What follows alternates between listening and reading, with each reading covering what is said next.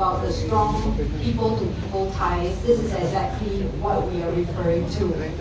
The quiet, the steady work of artists and writers who create understanding and build bridges long before our governments formalize it in agreements and MOUs.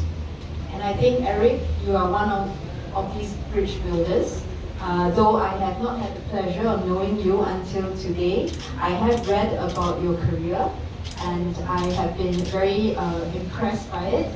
You are a Filipino writer and poet whose life has moved across different cities, Manila, Taipei, and Singapore. And coincidentally, I have also lived in all three places.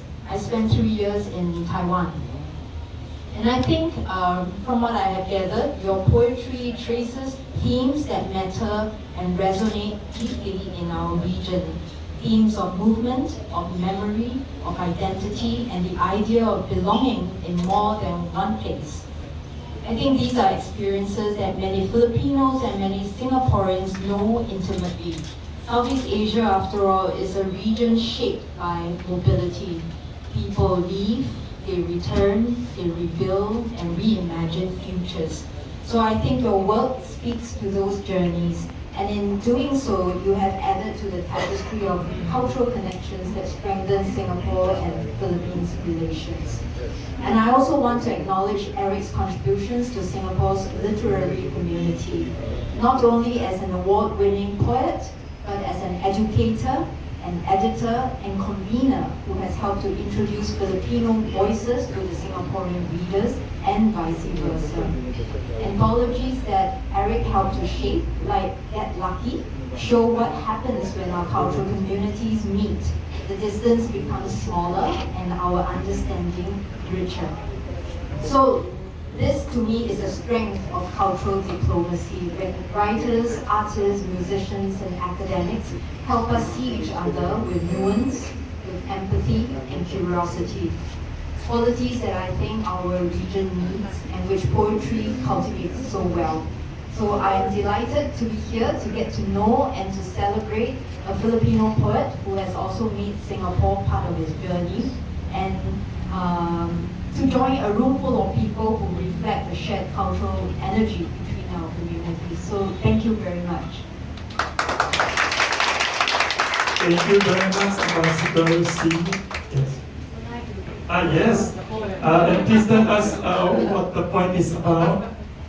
So the poem I'm going to read, the title is called Location. The poet is Arthur Yap. Arthur Yap is one of Singapore's most important poets. He published mainly in the 1970s and 1980s. Unfortunately, he died too young. He died in his 60s, nearly 20 years ago in 2006.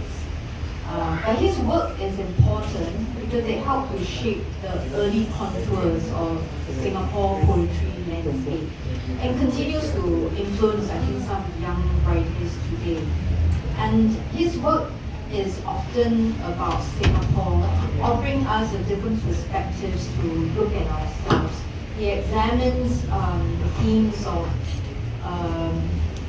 permanence and identity. And so this poem that I'm going to read is quite a good example of that sensibility. His poetry always looks quite simple and calm on the surface, but there's a lot going on. And so this one particularly is the tension between permanence and impermanence, about things that may seem unchanging, but there are many shifts that are going below. And also he is resistant to nostalgia. He's urging us not to cling on too much to old identities. So I shall read this.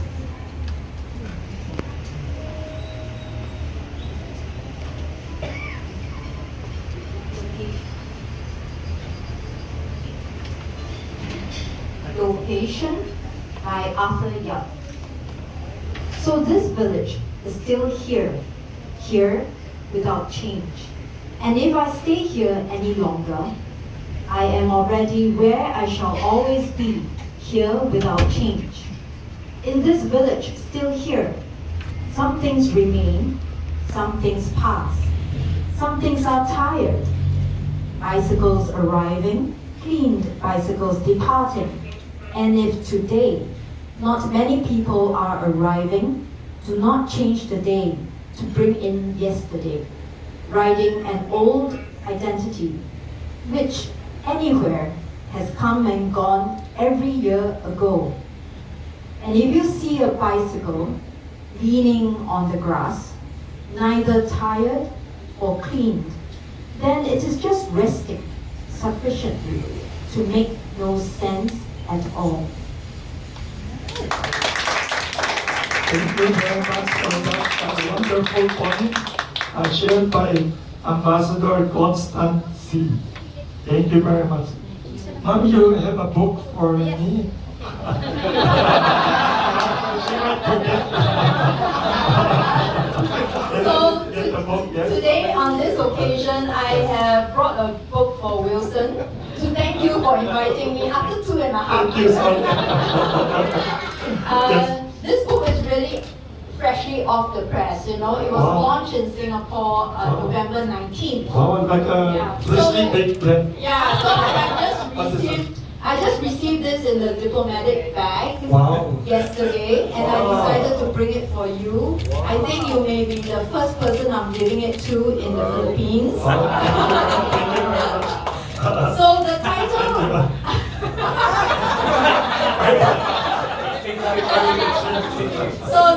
the title of this book is called Not So Little Red Dot. Now, a little bit of context. I know that just the Indonesian president before. Yeah, so the little red dot was a bit of a pejorative term used to describe Singapore by a former Indonesian president. But never mind that.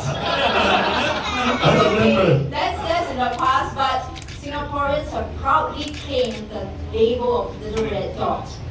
We wear it proudly as a badge of honor to say that in a small country, a small state, we can still achieve big things if we do it right, and if we're committed and united as a people, and we have achieved things that are beyond our imagination. When we first became independent 60 years ago in 1965.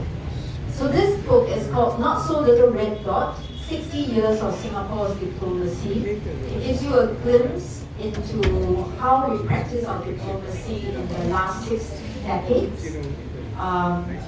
Often in a world that is not kind to small states. So every chapter here uses an episode in recent history in the 21st century to illustrate our approach to foreign policy and diplomacy. It includes episodes like the ongoing Russian-Ukraine war, the crisis in the Gaza, the COVID-19 pandemic, as well as our relationship with Malaysia. So I hope you will enjoy this. The story about this is that even as a small state, you have agency, you can change. Nothing is inevitable or predestined, and it depends on the people who are committed to this country who can come together to achieve your united vision of a country. Thank you. Thank you very much, Ambassador. In exchange, we have very humble Pandesal bread. This is the national bread, Ambassador. I will give you the Ambassador. Okay, thank you. Thank you very much. Thank you. That's the national bread of the Philippines, Ambassador.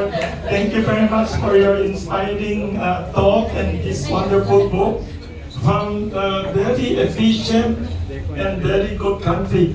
Before I pass on the mic to the next moderator of the literary session, I'd like to acknowledge some special literary stars in the room here who are guests. This is not according to age or rank or anything, according to the time you came here. Yes, of course, Mr. Robbie Cowell over here. Where's Mr. Robbie? Yeah. He's a fiction writer from Ateneo, and also we have Professor Dean Nadera, one of the best poets in the Philippines. Over there, University of the Philippines, Professor Dr. Dean Nadera, former head of the University of the Philippines Creative Writing Center. Beside him is one of the most award-winning novelists in Southeast Asia, Professor Chalson On, over there. Yes. And also we have two people who were with me in the Ateneo Matanlawin Filipino language newspaper.